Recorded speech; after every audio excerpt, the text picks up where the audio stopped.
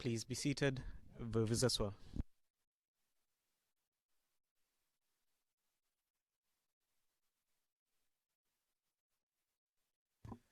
So, good afternoon, madame.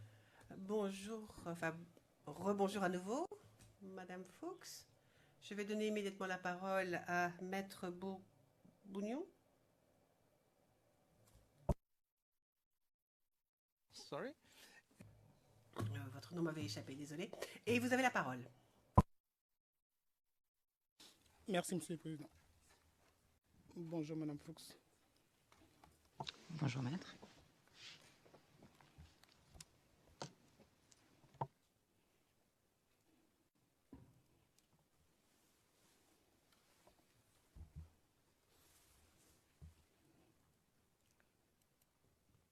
Avant ou pendant la crise post-électorale, est-ce que vous vous êtes déjà rendu une seule fois au camp commando d'Abobo?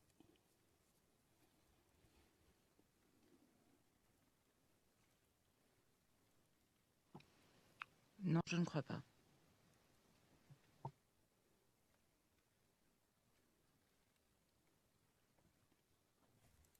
Avant les événements du 17 mars, sur le bombardement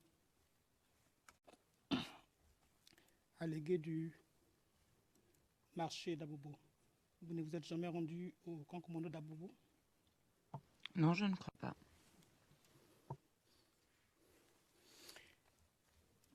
Comment savez-vous alors qu'il y avait des mortiers au camp commando d'Abobo? Je ne sais pas s'il y avait des mortiers au camp commando d'Abobo.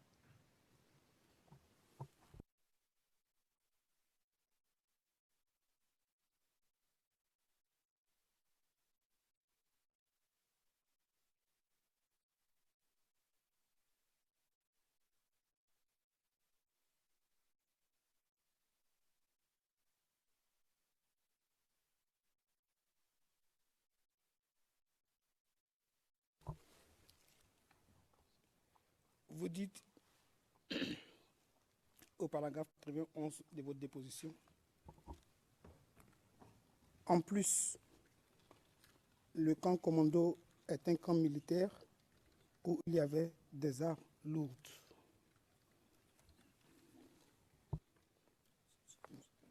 Oui, effectivement.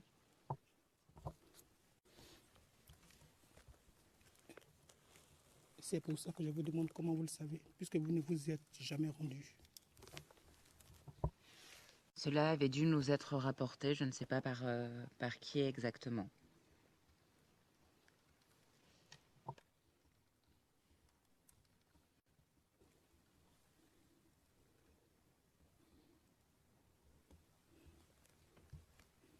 Et donc cette affirmation ressortirait de ce qui vous aurait été, puisque vous n'en êtes pas sûr, je préfère employer le conditionnel, cette affirmation, parce que si ça ressemble à une affirmation, ça ressemble fort bien, excusez-moi, ça ressemble fort bien à une affirmation, et donc cette affirmation découlerait de ce qui vous aurait été rapporté. Je ne me souviens pas, en fait, de comment j'ai eu accès à cette information.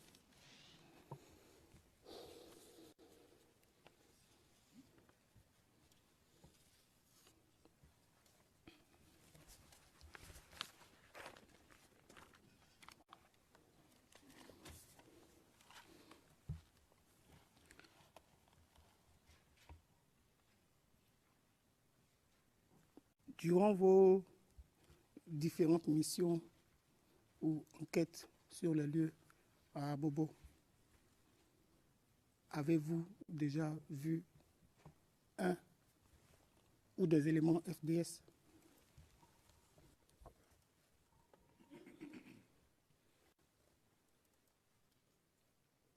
Je ne m'en souviens pas. J'ai déjà vu des éléments FDS, mais je ne me rappelle pas si précisément où.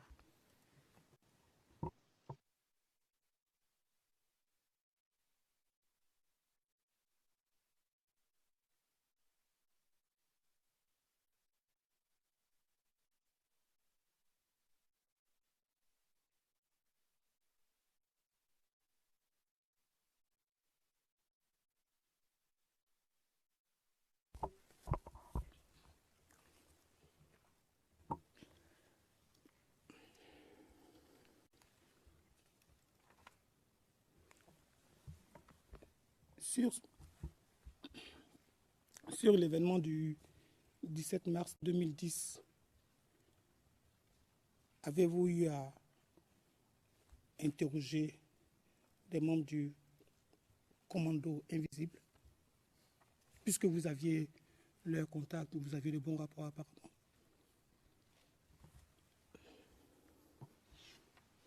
Des bons rapports est peut-être un terme un peu trop fort. En tout cas, nous avions des échanges. Personnellement, non. Mais je ne dis pas que ça ne s'est pas fait dans le cadre de cette mission.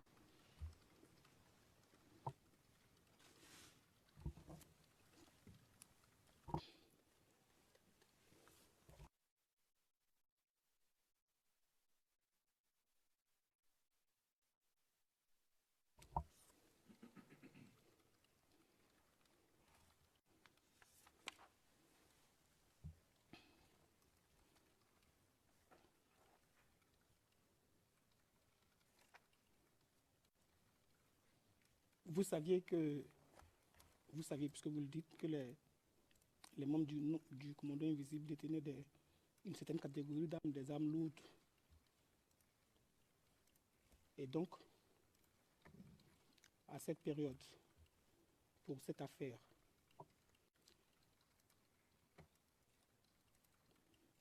puisque vous dites que vous n'aviez aucune certitude sur l'origine, c'est ce que je peux comprendre de vos dépositions. Si je me trompe, vous n'avez aucune certitude de la provenance des tirs. Pourquoi vous ne les demandez pas? Comme je l'ai déjà expliqué, lors de chaque mission, on avait chacun une fonction différente. Et moi, je devais m'occuper d'interroger plutôt les victimes et témoins. Donc, je n'ai pas eu d'échange à ce sujet avec les éléments du commando invisible.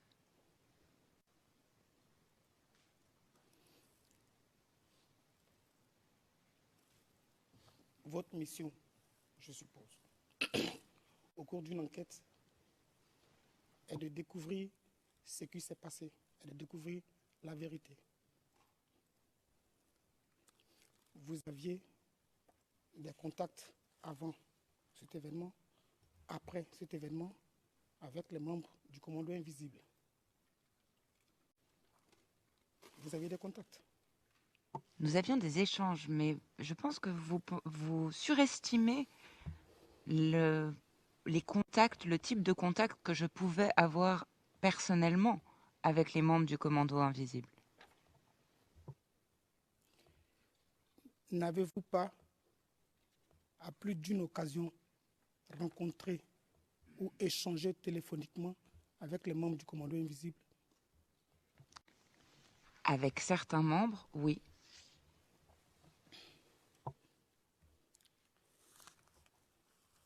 Si tant est que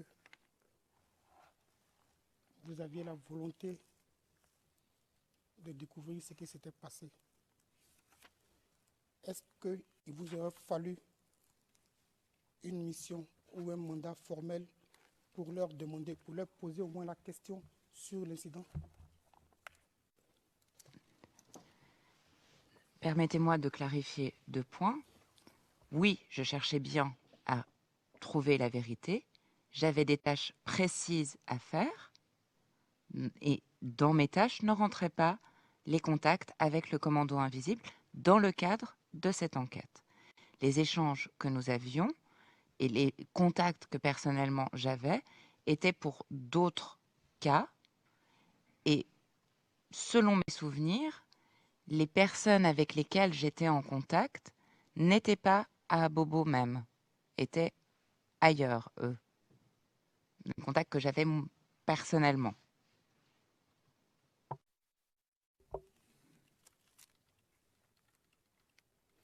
Ils étaient où? Ils étaient, dans les contacts que j'avais personnellement, ils m'ont toujours rapporté qu'ils étaient plus, eux, vers Anyama.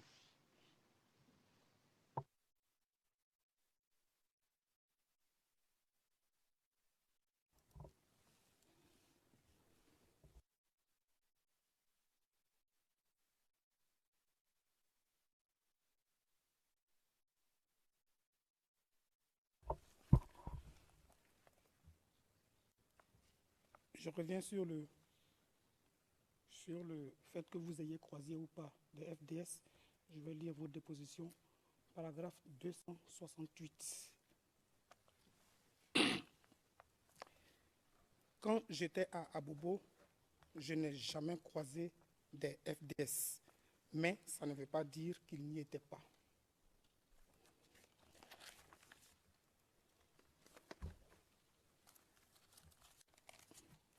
C'était juste pour vous rappeler que vous ne les aviez pas croisés, que ce n'était pas un doute. Vous avez dit que vous ne les avez jamais croisés.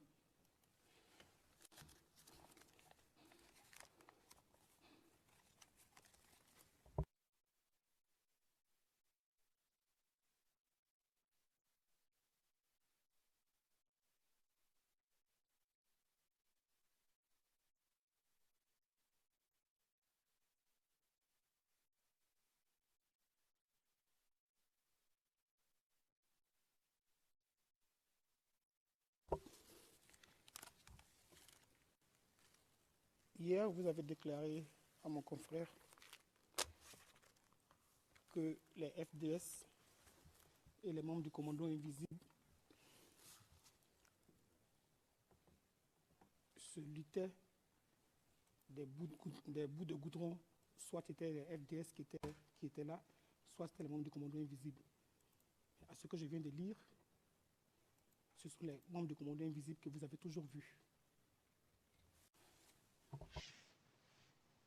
Lors des missions, apparemment, effectivement, je n'ai donc pas croisé de FDS lors de ces missions, mais ces rapports de force changeaient d'heure en heure quasiment, hein. Je dirais de jour en jour pour être sûr, mais c'était pas des lignes de démarcation extrêmement nettes qui restaient.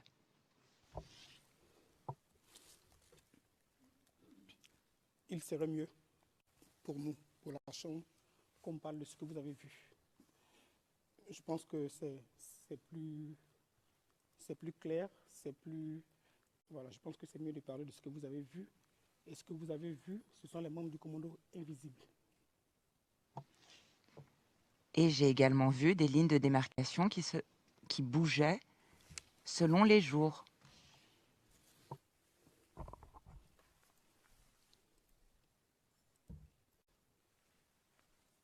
Vous ne voyez pas des membres, vous ne voyez pas des FDS. Vous voyez que des commandos invisibles. À un endroit, puis à un autre jour. À partir de quoi vous parlez de ligne de démarcation ou bien de lutte entre FDS et commandos invisibles? Dans les rues, on voyait soit des FDS, soit des membres du commando invisible. Et c'est ce que j'essaie de vous expliquer, donc que ces lignes étaient différentes de jour en jour. C'est-à-dire qu'à un instant T, un jour précis, vous voyez dans cette rue des membres du commando invisible. Si vous repassez le lendemain, il n'était pas dit que ce soit toujours des membres du commando invisible qui étaient dans cette même rue. Ça pouvait être à ce moment-là des éléments des FDS. Je vais revenir une dernière fois sur le sujet pour qu'on se comprenne. Vous dites au paragraphe 268 que vous n'avez jamais vu des membres des FDS tout au long de vos différentes missions. Vous n'avez jamais vu des membres des FDS. Je parle de vous, de ce que vous avez vu. Je finis, s'il vous plaît. Vous n'avez jamais vu, je ne parle pas de ce qu'on vous rapporte ou bien de ce que vous avez lu. Vous dites, ce n'est pas qu'ils n'y étaient pas, mais vous ne les avez pas vus. Et donc, l'hypothèse selon laquelle on voit des FDS aujourd'hui, et puis après on voit des membres du commando invisible demain, n'est plus valable pour vous, à ce que je sache, à partir de ce que vous avez dit au paragraphe 268. Si vous le voulez bien, j'aimerais m'exprimer moi-même et non pas que vous formuliez des réponses à ma place si ça ne vous dérange pas. Je répète encore une fois, dans ma déclaration, j'ai dit que ce jour-là, effectivement, lors de ces 2 missions à Abobo, je n'ai pas vu de FDS. Je redis encore une fois que d'un jour à l'autre, il pouvait y avoir des éléments différents, soit des éléments des FDS, soit des membres du commando invisible, dans les rues. Après, effectivement, lors de ces 2 missions, ce n'a pas été le cas. Je n'ai pas vu d'éléments des FDS. Merci, Madame Fox.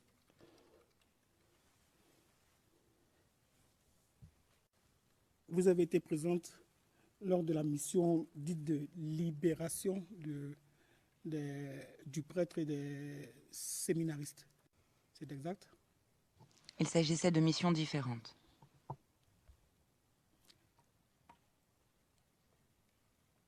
Avez-vous participé à ces 2 missions? Oui.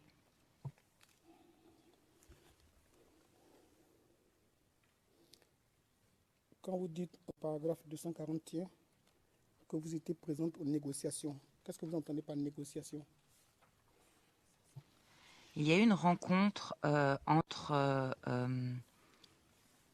des membres de la DDH. Il y avait d'autres éléments de l'ONUCI, je ne sais plus si c'était la police, enfin il y avait d'autres personnes, mais je ne me rappelle plus exactement qui, et des membres du commando invisible, et notamment IB. Et on a négocié en fait la libération en essayant de... moi, je n'ai pas vraiment participé à cette négociation, j'étais présente, mais je n'ai pas pris la parole. Et il a été négocié en fait d'essayer de montrer que c'était un civil, c'était un prêtre, qu'il ne prenait pas une part active au combat, et que donc il fallait le libérer, parce qu'il était détenu en plus au secret à ce moment-là.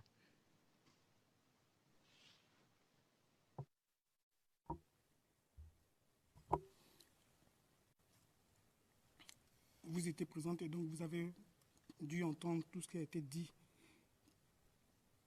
Qu'est-ce que la mission, l'ONUCI, je ne sais pas si je peux l'appeler comme ça, l'ONUCI a offert ou a promis au commando invisible pour obtenir la libération de ces personnes? Rien du tout, à ma connaissance.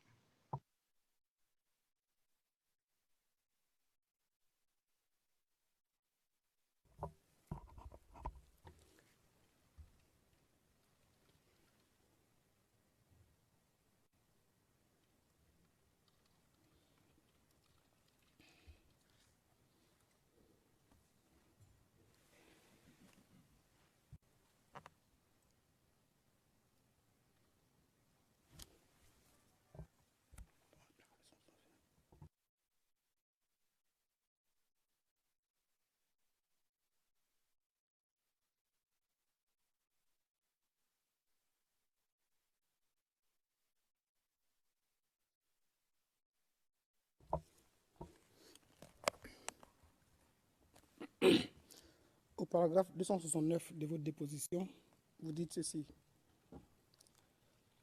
Je sais que le sujet concernant le lien entre le commando invisible et les forces armées des forces nouvelles a été abordé entre le commando invisible en présence de IB et des membres de l'ONUCI.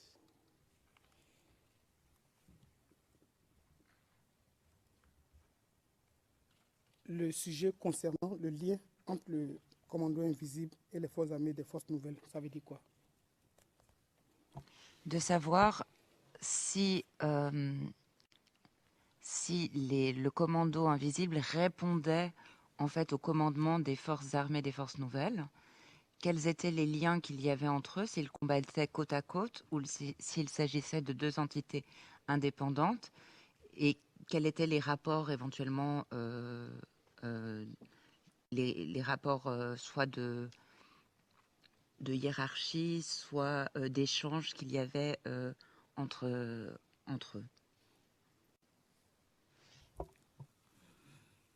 Cette réunion, si on peut l'appeler ici, a eu lieu où? Alors, déjà, il me semble que ça, c'était une autre réunion, hein, pas liée directement aux 2 réunions précédentes dont on a parlé. et j'ai du mal à me rappeler où c'était. Je me rappelle que c'était un lieu extérieur, mais un peu comme une cour, comme la cour d'un bâtiment ou quelque chose comme ça, désaffecté. Mais je n'ai pas de mémoire exacte du lieu, là, comme ça.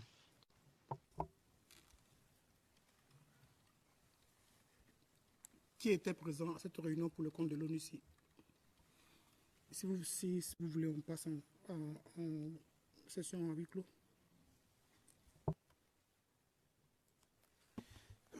Let's go into. Passons avec le partiel, s'il vous plaît, pour ces noms.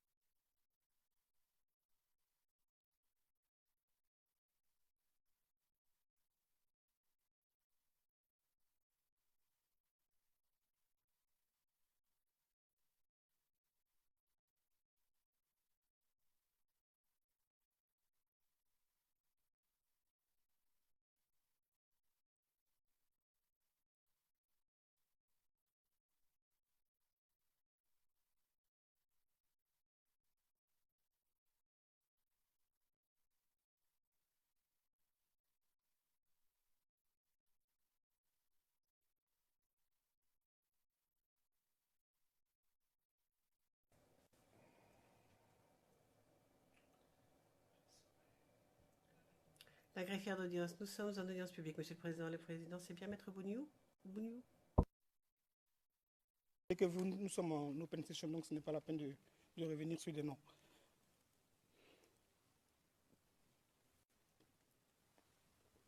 Quel était le but de ces réunions? De savoir quel est le lien entre c'est quoi le but pour des membres de la division des droits de l'homme? En quoi est-ce que ça vous intéresse de savoir quel est le lien entre les FAFN et puis le commando invisible? Cela nous sert en fait dans l'analyse après pour déterminer les responsabilités, notamment pour savoir qui, dans les auteurs présumés, par exemple de violation, si on a une violation commise par des membres du commando invisible, il se peut du coup qu'il y ait également des membres des FAFN et également pour essayer de déterminer une certaine hiérarchie, en fait, une certaine responsabilité du commandement.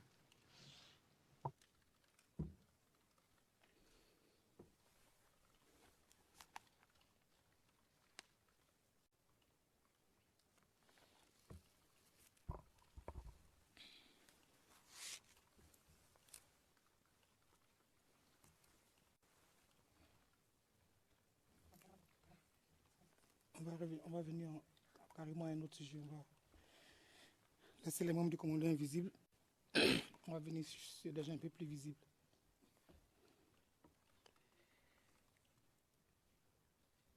Vous êtes à Abidjan depuis octobre. Enfin, vous étiez à Abidjan depuis mi-octobre 2010. Vous habitiez où?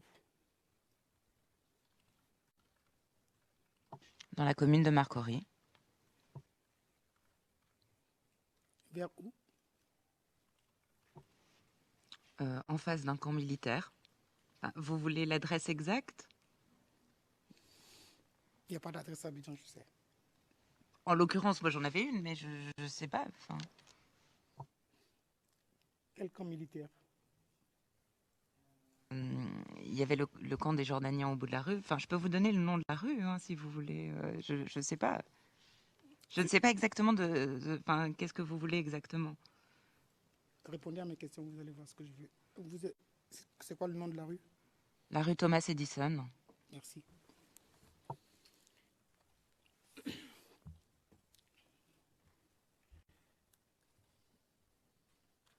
Durant votre séjour à Abidjan, dans cette période, depuis votre arrivée, vous avez croisé déjà, il vous est arrivé de voir déjà des jeunes patriotes? En tout cas, des gens qu'on m'a indiqués comme étant des jeunes patriotes. Qui vous a indiqué ces gens comme des jeunes patriotes? Et je l'ai même ajouté, en fait, j'aurais dû l'ajouter avant, et même des gens qui se sont présentés comme des jeunes patriotes. Ils se sont présentés à vous, à quelle occasion et pourquoi?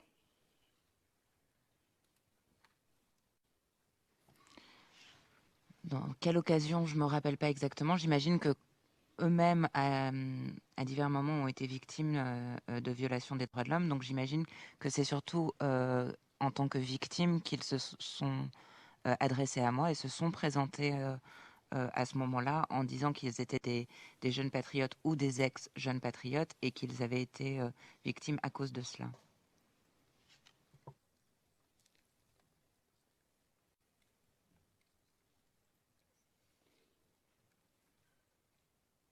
Vous vous rappelez pas de la période? Là, sur l'exemple, par exemple, que je viens de donner, c'était après la crise post-électorale, mais enfin, dans l'année 2011, je pense. Sinon, avant, vous n'aviez...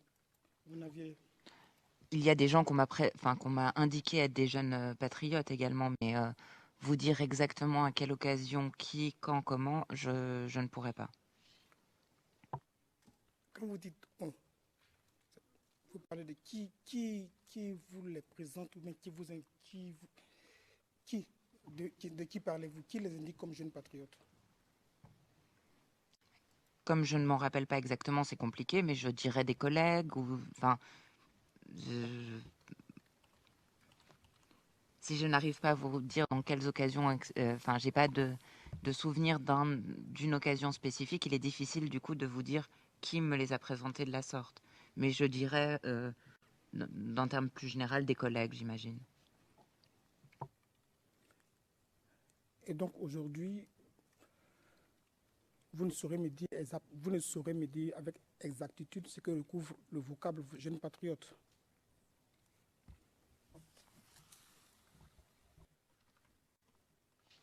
Vous voulez une définition du terme jeune patriote?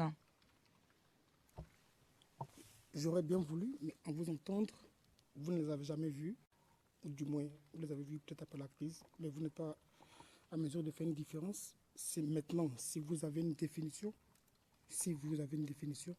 vous pouvez me la donner. Je dirais que c'est des groupes de jeunes qui étaient... et en tout cas, quand on me les a présentés comme ça, ou quand eux-mêmes se sont présentés, ils ont dit que c'était des groupes de jeunes qui suivaient certains meetings politiques et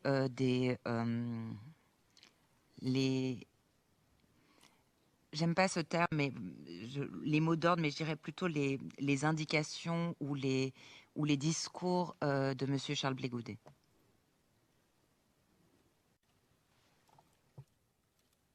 C'est ce qu'ils vous ont dit après la crise.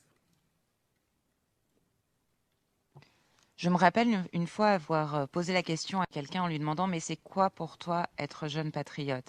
Et je me rappelle qu'il m'a répondu, en fait, plus ou moins ce que je vous ai dit, c'est-à-dire que lui, il suivait son leader Charles Blé Goudet. Après, à interpréter de manière plus ou moins large, bien sûr.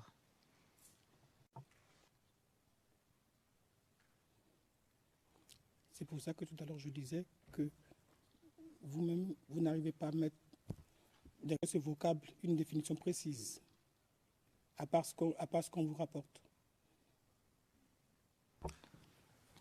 Si la personne se présente de telle façon, je suis bien obligée quand même, par défaut, de penser qu'elle me dit ça en toute bonne foi quand même.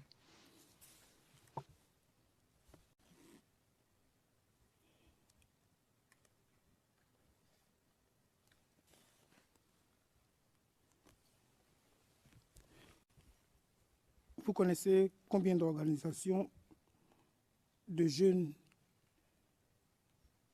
quand vous étiez à Abidjan? Vous avez connu combien un certain nombre d'organisations de jeunes? Qu'est-ce que vous entendez par des organisations de jeunes? N'importe laquelle. Organisation estudiantine, organisation de jeunes. J'ai jamais fait un décompte exact, mais j'en connaissais quelques-unes. Enfin, j'ai rencontré quelques organisations de jeunes, des organisations d'étudiants, enfin, quelques-unes, mais je n'ai pas de chiffre précis. Ils avaient des secrétaires généraux, ces organisations-là? Certaines, oui.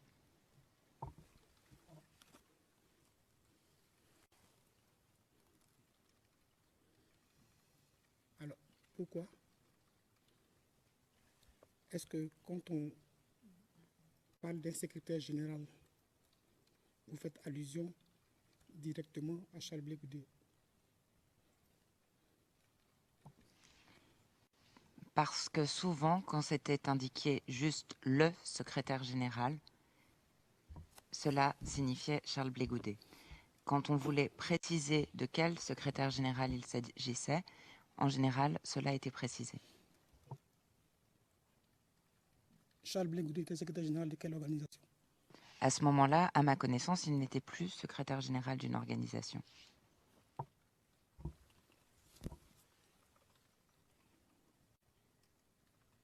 Il n'était plus secrétaire général d'une organisation au moment où vous faites le lien entre lui et un secrétaire général. C'est exact? Pas au moment où personnellement je fais le lien, moi uniquement. C'est comme ça que souvent il était également appelé en tant que le secrétaire général. Qui l'appelait comme ça? Différentes personnes, justement. Là, vous faites, à mon avis, référence à des appels du call center. Et dans ces appels du call center, effectivement, il y a eu à plusieurs reprises des fois où on parlait d'un secrétaire général. Et quand on disait le secrétaire général, cela signifiait Monsieur Charles Blé Goudet.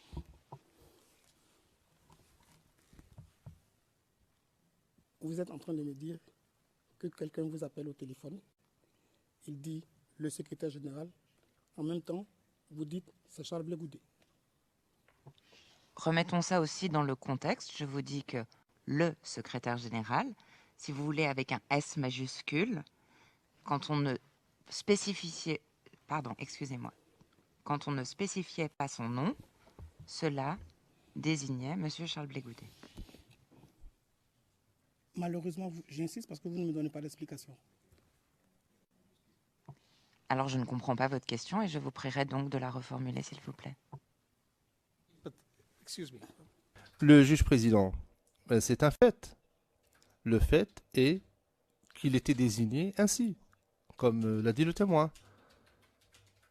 Quelle sorte d'explication est-ce que vous souhaitez obtenir?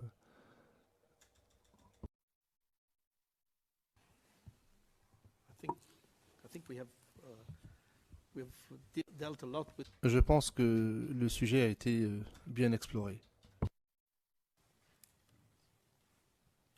lors de votre séjour en Côte d'Ivoire, entre octobre et juin 2015, enfin, entre octobre, durant la crise post-électorale, avez-vous rencontré une fois Charles Blé Goudé? Au moins une fois. Une fois, ça j'en suis sûre. Peut-être deux, ça j'en suis moins sûre. Mais une fois, oui. Où? Dans les locaux de la direction de la surveillance du territoire, où il était détenu au nom de la DST, en fait.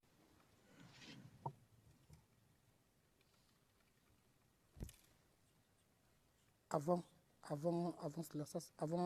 cela, vous ne l'avez jamais rencontré?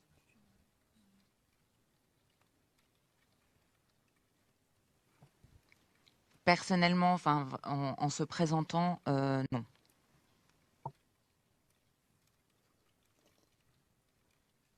Vous avez cherché à le faire? Non, je ne suis pas d'un niveau suffisamment élevé pour ça. Vous n'êtes pas d'un niveau suffisamment élevé pour... Je finis. Vous n'êtes pas d'un niveau suffisamment élevé pour le rencontrer? Pour des rencontres officielles au nom des Nations Unies, je voulais dire.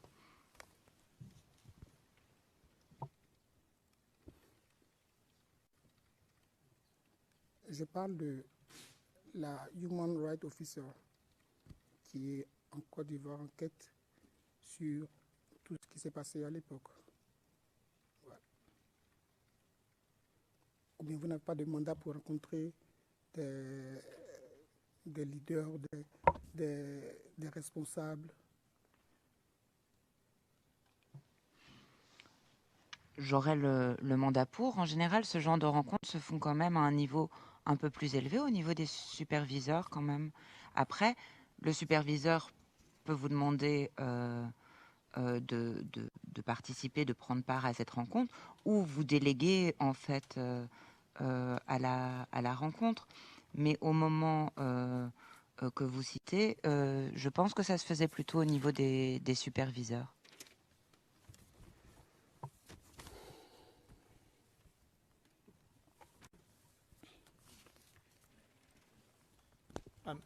May I say that again? We are. Le juge président, je pense que vous devez garder à l'esprit les fonctions qu'occupait le témoin. Elle n'était pas chargée de mission, donc c'est un peu logique qu'elle n'ait pas eu le mandat pour le rencontrer. Elle faisait partie de cette mission, ce n'était pas elle la chargée de mission. Ne lui attribuez pas des fonctions qui n'étaient pas les siennes. Merci Madame Fuchs.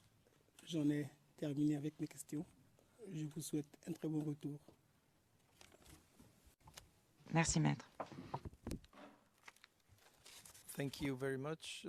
Le juge président, merci beaucoup, maître Bougnon. Je me tourne maintenant vers le procureur. Je vous donne la parole, monsieur Demirjian, pour des questions supplémentaires qui ne devraient pas prendre beaucoup de temps comme cela a été annoncé avant la pause. Je vous donne la parole. Monsieur Demirjian, merci beaucoup, monsieur le président. Bon après-midi, Madame Fuchs. J'aimerais commencer avec certaines questions qui vous ont été posées par rapport à la méthodologie mise en œuvre sur le terrain lorsque vous alliez rencontrer des témoins et vous preniez des entrevues. Mon confrère Maître Rocher vous avez posé des questions. Aujourd'hui, ce matin, Maître Bougnon, vous avez aussi demandé si ce genre de témoignage était enregistré ou signé. Alors, j'aimerais vous demander tout d'abord, pouvez-vous nous expliquer quel était le mandat ou le but recherché par la Division des droits de l'homme en allant sur le terrain? Alors, le but, c'était ce qu'on appelle, je dirais d'une certaine façon, des fact findings mission. C'est vraiment de récupérer le plus d'informations possible, d'essayer de, après une fois qu'on a le plus d'informations possible, d'essayer de corroborer ces informations et de les analyser et après en fait d'en faire un rapport. Là, le but, c'était vraiment d'essayer de vérifier des allégations, puisqu'on avait beaucoup d'allégations par le call center, et d'aller essayer de vérifier au maximum et de recueillir le maximum d'informations relatives à ces allégations, à ces informations préliminaires.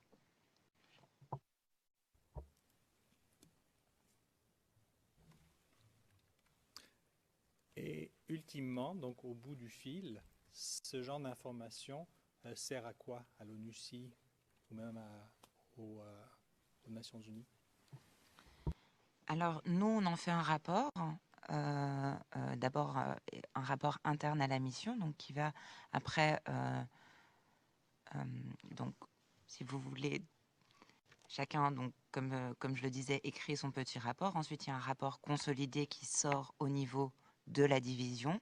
Ce rapport est transmis au senior management de la mission et en général aussi à New York et aussi à Genève parce qu'on a une ligne directe de rapport aussi avec Genève, comme on est aussi, comme on représente aussi le bureau du Haut Commissariat dans le pays, pour qu'ensuite ils puissent prendre une action.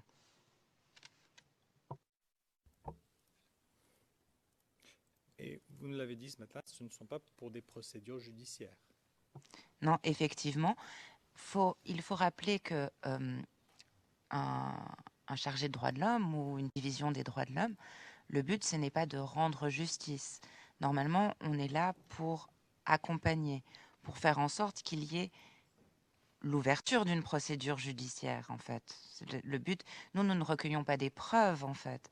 Nous recueillons des éléments qui permettent, qui devraient permettre, en fait, l'ouverture d'une enquête et l'ouverture d'une procédure judiciaire. Je passe à un autre sujet.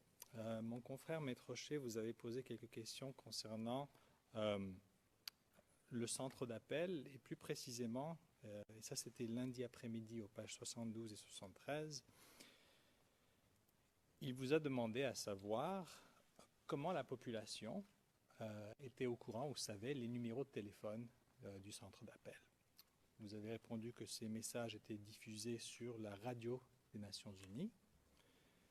Et ensuite, il vous a posé quelques questions à savoir quelle était la couverture, la portée de cette radio. Alors, pour être clair, l'ONUCI avait sa propre chaîne de radio. C'était sur la bande FM, n'est-ce pas? Oui, donc il s'appelle ONUCI FM d'ailleurs. D'accord. Et pour ce qui est de la portée, pendant la crise post-électorale, est-ce que cette chaîne a été permise de diffuser de manière ininterrompue? Je ne sais pas.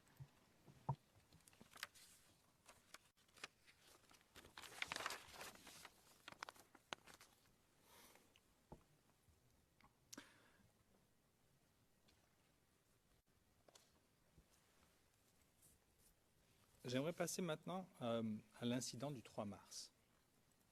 Alors, mon confrère Maître Altit, vous avez posé des questions concernant cet incident où 7 femmes avaient été tuées à Abobo.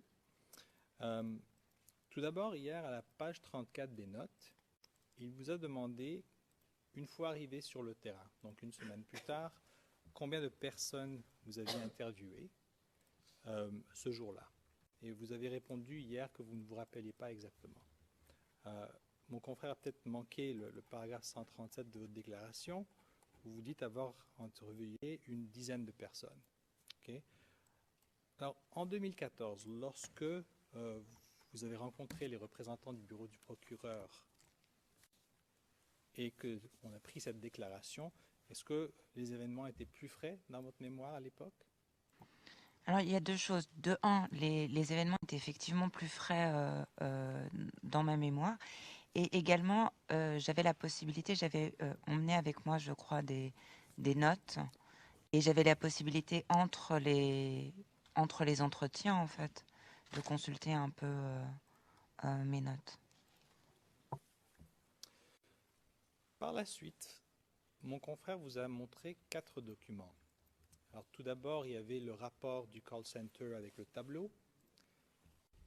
Il y avait les 2 cas de suivi, numéro 23 et 24. Et il y avait le rapport spécial du 3 mars. Sur le suivi de cas, mon confrère vous a demandé si ces documents étaient datés, si vous vous souvenez de cette histoire des dates. Il y a eu un long échange à ce sujet. Et à la page 82 des notes sténographiques en français, vous nous dites qu'il y avait une date, mais pas sur le document. À ce moment-là, vous avez été interrompu. Donc, je vous donne l'occasion de nous répondre de façon plus complète. Qu'est-ce que vous voulez dire par « il y avait une date, mais pas sur le document » ? En fait, les documents étaient enregistrés avec la date à laquelle ils étaient partagés.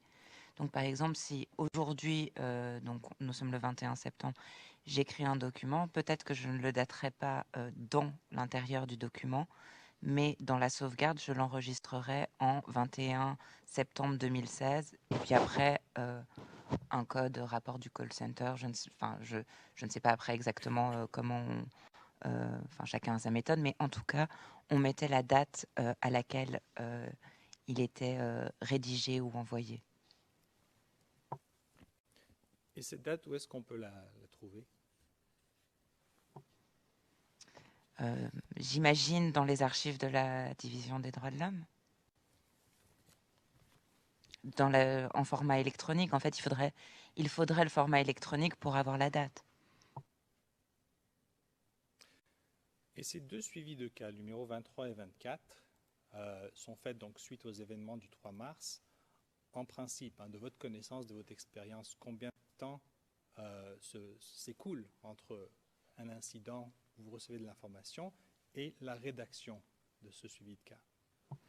En général, au maximum 48 heures. En fait, on essaye, dès que le rapport du call center sort, mais vous avez vu, il y a des horaires. Donc, si par exemple, on dit, je vous donne vraiment un exemple, je n'ai pas le rapport sous les yeux, donc j'arrive plus à me rappeler des horaires. Mais si on dit que le rapport est du 2 à 16 heures au 3 à 16 heures, il sera finalisé, je ne sais pas, par exemple, le 3 à 18 heures, il sera envoyé au chargé, il sera partagé avec les autres chargés des droits de l'homme à ce moment-là.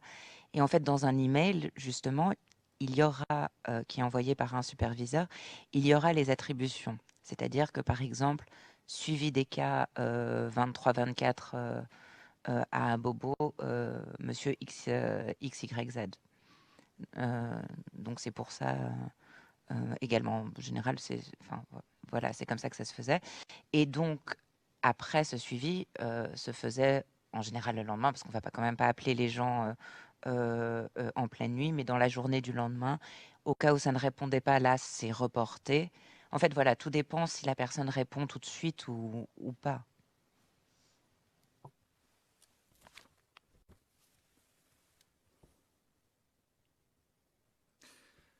Alors, pour ce qui est du rapport quotidien du call center, celui qu'on avait avec le tableau, on peut le voir, on peut même l'afficher, c'est le CIV OTP 0044 1704, numéro 20 sur notre liste. Alors, le temps que ça s'affiche, j'aurais une question à propos du document. Et d'abord, mon confrère vous avez demandé aussi pourquoi nous voyons seulement 2 appels. Ça, c'était à la page 97 des notes d'hier. Alors que le rapport spécial faisait état de nombreux appels désespérés. Vous avez répondu hier, toujours à la page 97, que vous aviez constaté une différence dans les horaires et vous ne savez pas s'il manque des appels ou pas. Alors, si on a le document à l'écran, je ne sais pas si vous voyez devant vous. Oui, merci. Et je vous amène à la page 3 du document. Oui, je vois déjà qu'il y a un truc aussi. Ah. On peut y revenir, à moins que vous voulez le dire. J'ai juste remarqué une note, en fait, sur la première page du document, la première phrase. Ah bon, attendez, puisqu'on est ici sur cette page, on peut y retourner dans un instant. Alors, si on va complètement au bas de la page 3, je vois qu'on y est retourné. Allez-y alors. Je vois qu'on est retourné à la page 1. En fait, enfin, si vous me permettez, je peux lire cette phrase? Oui. En l'espace de 24 heures, 40 appels ont été rapportés par le call center qui a subi un problème technique entre 11h30 et 17h30. 17h15, pardon. D'accord. Et juste pour qu'on comprenne un petit peu un problème technique, est-ce que vous savez de quel ordre il pourrait s'agir? Alors, il y a deux problèmes qui étaient assez récurrents. Euh, Là, je ne sais pas si on était encore en train de travailler sur les tableaux Excel, mais vous savez, il est compliqué de travailler chacun. En fait, si vous aviez, on avait un tableau mère et chacun travaillait sur un document à part, mais des fois, dans les coupés-collés et qui ouvrait le tableau mère pour insérer les informations, il y a eu des petites pertes de données comme ça, où la personne pensait avoir sauvegardé sur le grand document alors que ce n'était pas le cas. On a eu ce genre de problème, premièrement. Et deuxièmement, on a eu à plusieurs reprises des vrais problèmes techniques CITS, où les téléphones ne passaient plus, où on avait une coupure complète, où on ne pouvait pas rappeler les gens. On a eu ce genre de... Et de façon assez, je dirais pas récurrente, mais enfin, je crois que... Alors, en lisant ça, je me dis que c'est peut-être la fois où on a eu une grosse panne. Il y a une fois où, peut-être même à deux reprises, on a eu des très très grosses pannes. Et sur d'autres jours, c'était des pannes beaucoup plus brèves, de 10 minutes, d'un quart d'heure. Mais il y a eu, je me rappelle, moi, il me semble qu'il y avait même eu 2 jours où il y a eu des grosses, grosses pannes. Où là, c'était pendant plusieurs heures.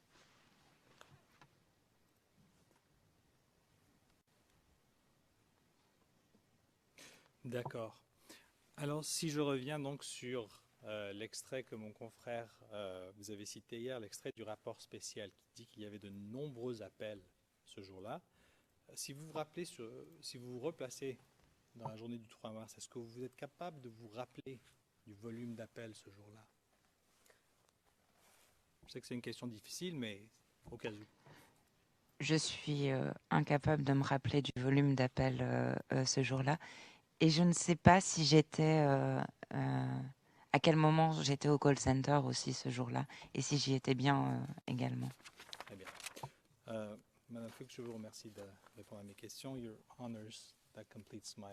Monsieur le Président, j'en ai terminé. Je vous remercie. Le Président, je vous remercie. En application de la règle 140 du règlement de procédure de preuve, je m'adresse à la défense. Je lui demande si elle souhaite prendre la parole. C'est à elle que revient la parole maintenant, si vous souhaitez poser des questions supplémentaires. Sinon, je vais simplement remercier le témoin. Merci, Monsieur le Président. J'ai quelques questions. Bref. Bref, ok. Bref. Madame Fuchs, vous avez dit, et c'est page 85, je vais vous citer des transcrits d'aujourd'hui, ligne 17, ou plus exactement 16, et je cite, « Effectivement, il faut rappeler qu'un chargé de droits de l'homme, ou une division des droits de l'homme, le but n'est pas pour rendre justice, on est là pour accompagner, pour faire en sorte qu'il y ait l'ouverture d'une procédure judiciaire. » Fin de citation.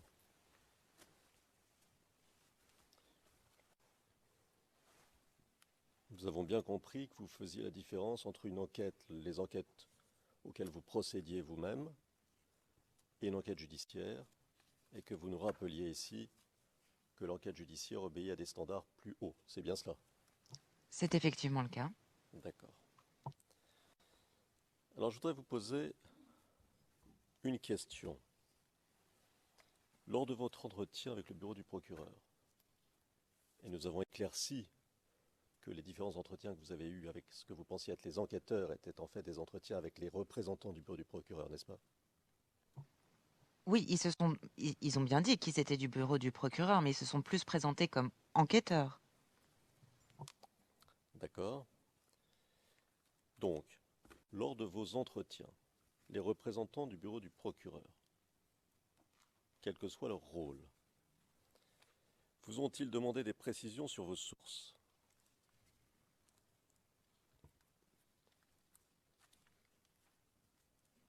Je ne m'en rappelle pas. D'accord. Vous ont-ils demandé des précisions sur la manière dont cheminaient les informations ou dont avaient cheminé les informations que vous leur donniez sur tel ou tel point? Qu'est-ce que vous entendez par le cheminement, en fait, de ces informations? Alors, prenons un exemple. S'il s'agit de documents, vous ont-ils posé des questions sur la chaîne de conservation des documents? Your Honors, Monsieur Nemedjian, mais cela ne vient pas des questions supplémentaires que j'ai posées. La chaîne de conservation, etc., ça n'a rien à voir. Le président, allez-y, mais attention. Tentez de lire ce qu'avait dit le témoin. Mais je poursuis. Voulez-vous répondre à la question, s'il vous plaît? Selon mon souvenir, ils n'ont pas posé de questions là-dessus.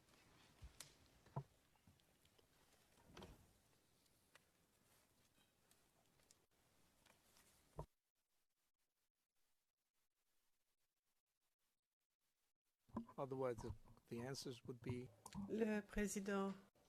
Enfin, j'imagine que la réponse était dans la déclaration. J'imagine.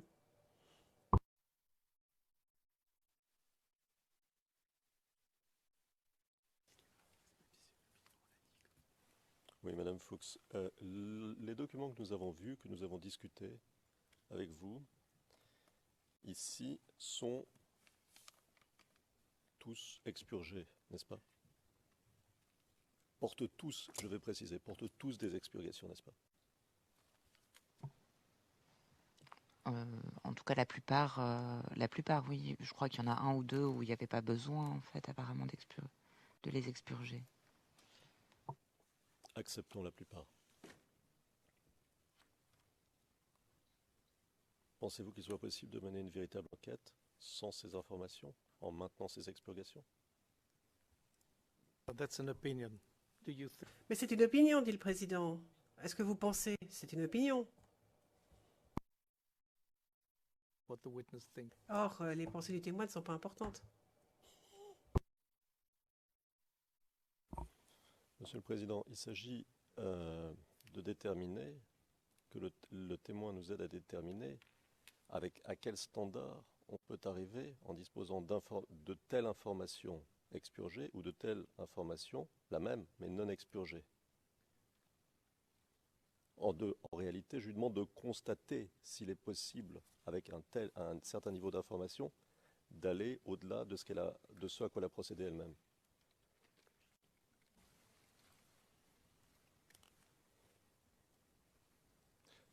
that would be argumentative.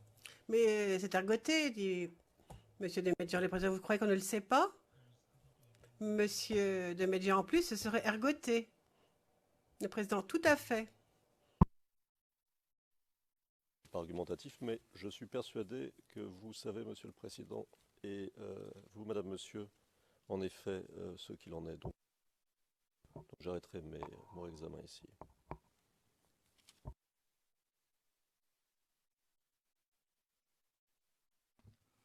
Mr. Knops? Président, Maître Knops, Maître Hendry a une question supplémentaire qui découle de ce qu'a dit Monsieur Demedjian en question supplémentaire. Le président, Monsieur Hendry, Maître Hendry. Président, j'irai très vite. Bonsoir à Madame Fox. C'est Fuchs ou Fox? Fuchs. Fuchs, d'accord. Je voudrais rapidement qu'on revienne sur un point. La radio Onusi FM, elle avait un nom, c'est bien la radio de la paix. Alors, moi, je la connais sous le nom de Onusi FM. Il me semble que le sous-titre La radio de la paix est le slogan, en fait, de la radio. Mais il me semble, je ne travaillais pas à la radio, je l'ai entendu comme vous, en fait. Donc, c'est pour ça que je pense que c'est le slogan.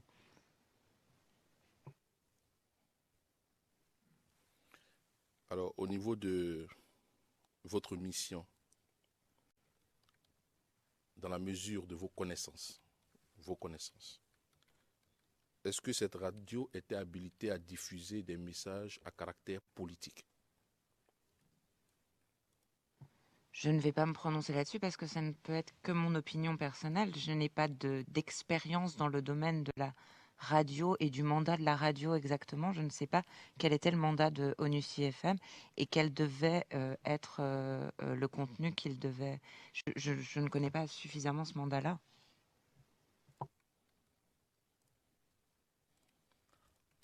Lorsque vous étiez présente à la mission, avez-vous déjà entendu sur cette radio, ou si vous avez appris, un message émanant de M. Soro Kigbafori Guillaume appelant les sympathisants du RHDP à une marche? Alors, je vois de quel en fait événement vous voulez parler, mais personnellement, j'écoutais très peu ONUCI FM et je n'ai pas entendu personnellement ce message. Je voudrais finir sur un point. Vous avez parlé d'une visite que vous auriez eue avec Monsieur Charles Blé-Goudé à la DST. C'était postérieur. Oui, c'était Pour postérieur. bien comprendre, hein, juste pour comprendre. I didn't ask any questions about this, Your Honors. Maître Desmédion, je n'ai pas posé de question là-dessus. C'était une question de Maître Bougnon, ce n'était pas une question qui venait de moi.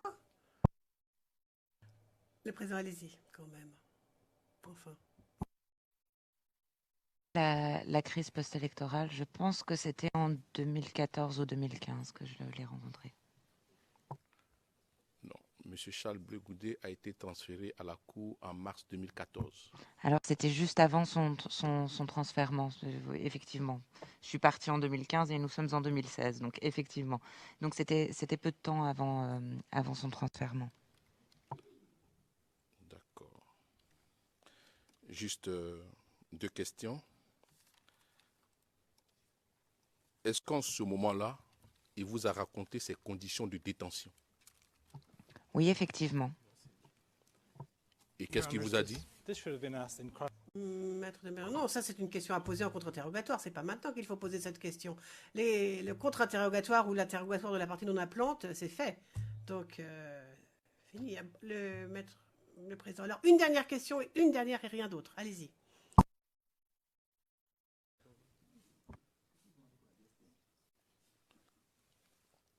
Vraiment la dernière question. Et soyez exhaustive puisque c'est la dernière. Racontez-nous un peu ces conditions de détention qu'il vous a dit. Et puis je vais venir après parce que ça concerne un an. Avec qui étiez-vous? Mais ça, c'est en session close. Et c'est ma dernière question. No, I don't. Le président, non, je n'autorise pas cette question. Non. Conditions de détention, on a tout un film là-dessus. De toute façon, le témoin n'était pas au centre de détention. Elle n'est pas au courant de ces conditions de détention. Elle ne peut pas savoir ce qui s'est passé. Non. Problème de traduction. J'ai dit, est-ce que vous avez rencontré M. Charles Blé-Goudé à la DST? Elle a dit oui. Vous a-t-il raconté ces conditions de détention? Elle a dit oui. Que vous a-t-il dit en ce moment-là? Voilà ce que j'ai dit. What did he say? Alors, qu'a-t-il dit, Madame le témoin? Il nous a raconté effectivement ces conditions de détention qui n'étaient pas du tout respectueuses de la dignité humaine, puisque c'est ce qu'on essaie de faire de voir en droit de l'homme, ni des standards internationaux en la matière. Notamment, il était détenu au secret, donc sans contact avec l'extérieur, avec sa famille. Nous ne connaissions pas son lieu de détention. Ce n'était pas un lieu de détention conventionnel, c'est-à-dire que ce n'était pas une prison conventionnelle. Il n'avait pas d'accès à la presse. Je crois qu'il nous avait également dit qu'il avait eu des difficultés à avoir accès ne serait-ce qu'à une Bible. Il avait aussi des problèmes de vêtements et de nourriture, des problèmes d'hygiène, plusieurs... Vous voulez que je développe encore? Enfin, que j'aille vraiment dans les détails ou cela suffit? Non, je pense que c'est assez suffisant. Le président était déjà très large avec moi. Je ne vais pas en abuser. Merci, Monsieur le Président.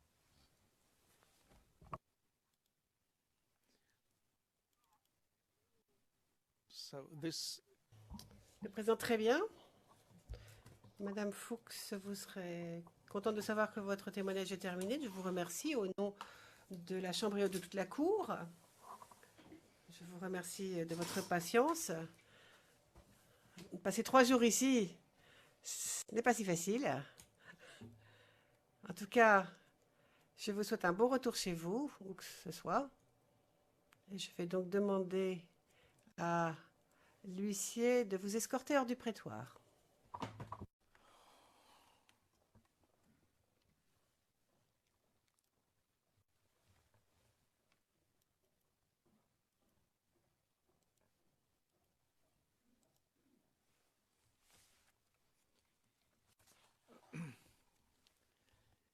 so before Alors, avant de lever la séance, j'ai 2 choses à dire, 2 annonces à faire. Et puis, devrons parler du 3e point. Alors, première annonce. Le 19 octobre, dans l'après-midi, il n'y aura pas de 3e séance.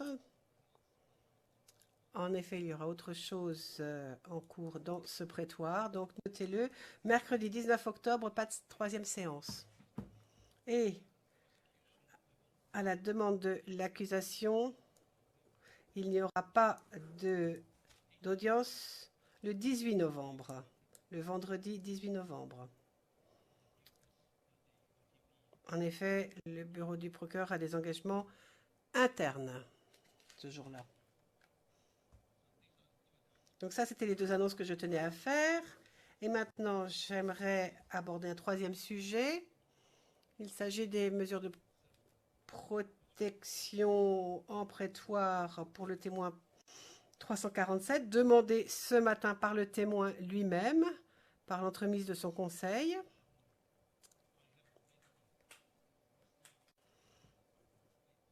J'ai reçu déjà une réponse de la part de la défense de M. Gbagbo. Il nous faut entendre bien sûr les arguments du témoin lui-même. Après tout, c'est lui qui demande ces mesures de protection. Donc, je vais demander à ce que l'on fasse entrer ce témoin dans le prétoire. Et il va nous falloir passer à huis clos pour ce faire, ou au moins huis clos partiel. Donc, pouvons-nous faire cela? Monsieur de Medjan, s'il vous plaît, j'aimerais pouvoir quitter le prétoire. C'est Monsieur Garcia qui va s'occuper du prochain témoin et donc je souhaite quitter le prétoire. Le président, allez-y. Le président, maintenant nous passons à huis clos partiel pour cette discussion.